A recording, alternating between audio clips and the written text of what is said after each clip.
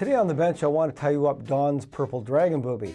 As you can see, it's a very effective pattern for walleye, especially when the walleye are in rocks, because those booby eyes keep it up off the rocks and the fly doesn't get snagged.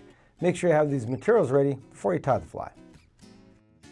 We'll tie on a Mustad C70 SD size 2 hook.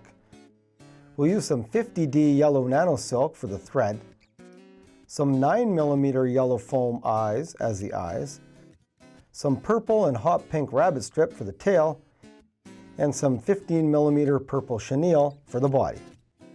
To start the fly off, I put my thread onto the hook, taking my 9mm foam, and now I'm just going to, again like we normally do with booby eyes, we're just going to figure eight them in. And again, if you want to make sure they're nice and secure after you've tied them in, put some head cement on there just to seal them up.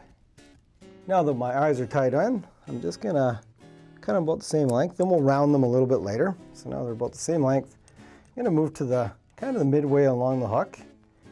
Now we're going to take our purple and pink rabbit.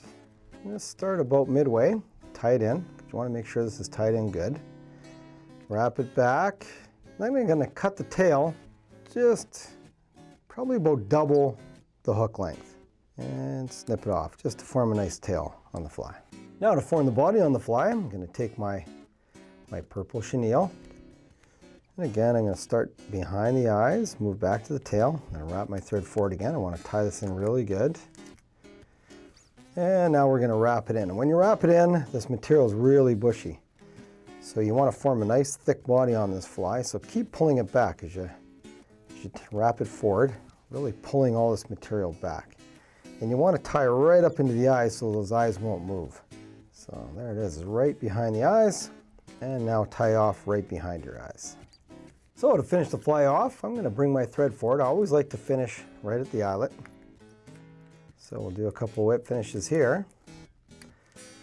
And after we've done a couple of whip finishes, what we're going to do is trim the eyes round. So we'll cut off our thread, and then we're just going to take our scissors and start trimming the eyes so they're round.